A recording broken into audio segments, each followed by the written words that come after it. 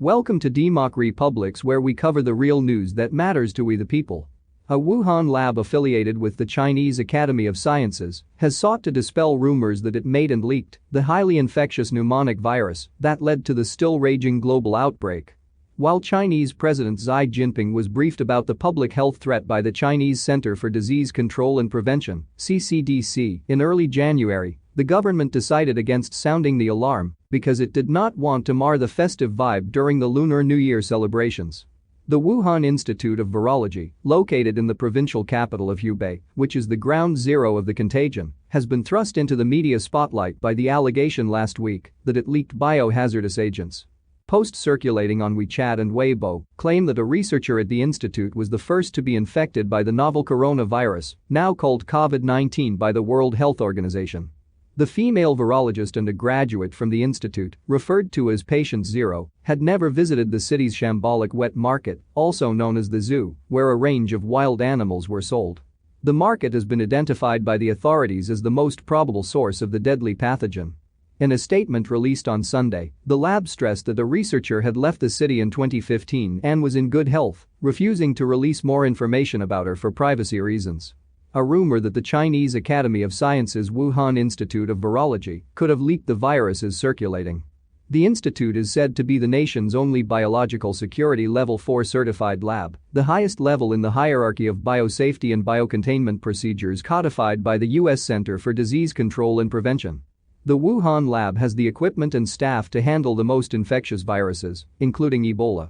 Shi Zhengli, the institute's lead researcher on bat-related viruses, said on her social media account that she guaranteed with her own life that the outbreak had nothing to do with the lab but was a nemesis for the barbaric habits and lifestyle of some people, like eating wild game including bats. Shi's team said at the end of January, when the acute respiratory disease started to strike down more people in Wuhan and the rest of Hubei, that bats could have been the initial host of the coronavirus and SARS virus.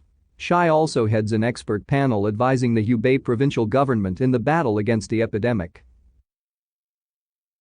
Richard Ebright, a biology professor at Rutgers University in New Jersey, told the BBC that genomic sequencing of the coronavirus showed no proof that it had been artificially modified, yet he could not rule out the possibility that the unfolding pandemic could be the result of a lab incident.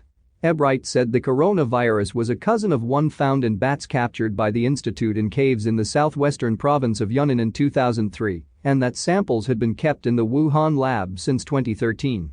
Also, a paper that appeared in the prestigious medical journal The Lancet at the end of last month has lent credibility to speculation about the origins of the virus.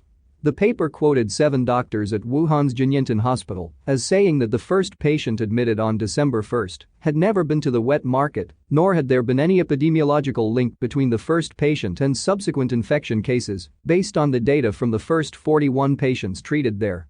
Furthermore, a note from the Chinese Ministry of Science and Technology is seen as a tacit admission that some kind of incident may have occurred at the Wuhan lab.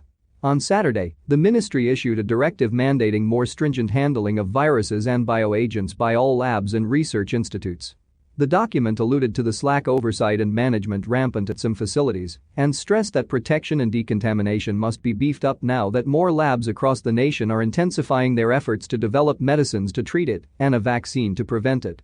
Meanwhile, Hong Kong's Ming Pao Daily reported on Monday that the CCDC had sounded the alarm in a report on the emerging SARS-like outbreak submitted to the top leadership in early January. However, curbing the spread was not at the top of the agenda when Xi and other members of the party's upper echelon sat down for a Politburo meeting on January 7. Citing its source, the broadsheet said top leaders were opposed to any contingency measures that may mar the festive vibe and make the public panic. In a move seen as a bid to highlight Xi's early involvement in combating the outbreak, state media revealed on Sunday that the president gave specific instructions to contain the spread in the January 7 meeting, amid people's simmering exasperation with the state and local cadres' tardy response to the public health crisis that has made more than 70,000 sick across the country as of Monday afternoon. And even though the CCDC alerted Xi early on, its chief, Gao Fu, is still under fire for his public assurances last month that people were not likely to become infected as a result of normal human contact. Calls are being made for Gao, a veterinarian by training, to step down. Let us know what you think. Leave your comments down below. Like, share and subscribe. And check out DEMOCREPUBLIX.com for the latest in news. Until next time. We live in a Orwellian nightmare.